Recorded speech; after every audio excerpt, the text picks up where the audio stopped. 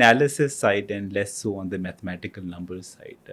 جیسے ہمارا format in timeline based ہے تو we have past present and future. We'll start from the past. Before we talk about anything else I would like to understand کہ research in Pakistan, you said کہ آپ کے ابو نے company set up کی, so even before you are part of this company officially you must have known and seen کہ کیسے evolution آئی, right?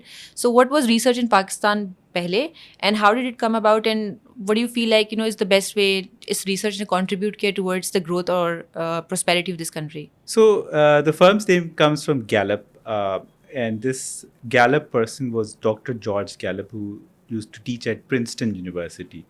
And the story kind of goes like that my father, who set up the firm, was studying at MIT. He decided to go to Princeton, meet this Dr. George Gallup. And this elderly Texas man teaching at Princeton was setting up these small institutions around the developing world. اور ان کا یہ خیال تھا کہ یہ جو ایک science ہے جو کہ آلموسٹ ایک میجک لگتی ہے کہ آپ ایک چھوٹے سے سیمپل سے کسی پورے بڑے سے ملک کے بارے میں ایک رائے قائم کر سکتے ہوں ملٹیپل سرویز کے تھرو. سو انہوں نے انکریج کیا میرے والد صاحب کو کہ آپ پاکستان جائیں اور پاکستان میں پہلا ایک سروے کا ادارہ قائم کریں. So that's where the Genesis is. But over the years, I think جب ہم the idea came to Pakistan, people were very skeptical. ایک میجیکل سی بات لگتی ہے کہ ایک اس وقت کے زمانے کے لحاظ سے بھی 8 کروڑ کا پاکستان تھا, تو اس میں سروے کیسے کیا جائے گا, کیا یہاں پر سینسس ایگزسٹ کرتا ہے, ڈیٹا کس حد تک کا ہے, لوگ کیا کہیں گے اگر کوئی شخص جو ہے وہ دروازہ ناک کر کے آپ سے کوئی سوال پوچھتا ہے, کیا لوگ خوش ہوں گے, ناراض ہوں گے.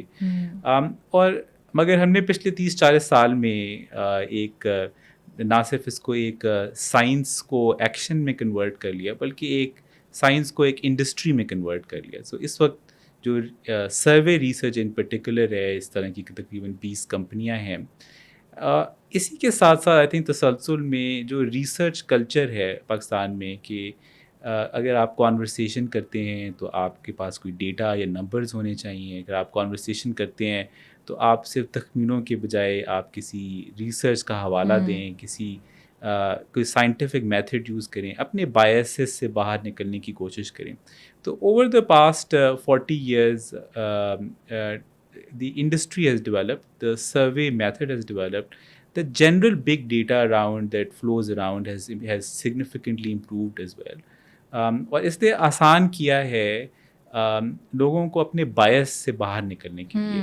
سو بیہیورل سائنس ایک ریسنٹ موسٹ ایڈیشن ہے اس ساری انڈرسٹینڈنگ میں, اور ان کا یہ کہنا ہے کہ انسان جو ہیں وہ جب اگر سائنٹیفک میتھڈ سے نہ سوچیں تو وہ جو اس کو قریب ترین انفارمیشن ہوتی ہے اس کو وہ یوز کر کے کرتا ہے. جو چیز اس کو سب سے زیادہ اپیلنگ لگتی ہے, تو اگر آپ کلرز چینج کر دیں, اگر آپ آواز چینج کر دیں, تو انسان جو ہے مائنڈ جو ہے وہ بہت ایزیلی مینیپولیٹ ہو جاتا ہے.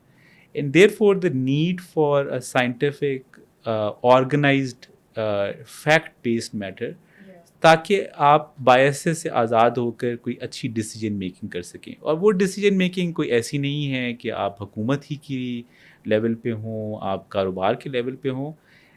ہمارا یہ خیال ہے کہ جو ڈیٹا ہم پرووائڈ کرتے ہیں یا ریسرچ انڈسٹری پرووائڈ کرتی ہے وہ لوگوں کو ایک اچھا انسان بننے میں, ایک اچھا ہسبینڈ بننے میں, ایک اچھا بیٹا بننے میں, بیٹی بننے میں بھی مدد دیتا ہے, کیونکہ وہ اس بائس سے اور اس نی جرک ریئیکشن کے بجائے ہم ان کو کنونس کر رہے ہیں کہ آپ کسی سائنٹیفک اور کسی سوچ سمجھ کر اور کسی ڈیٹا بیسڈ حوالے سے آگے چلیں.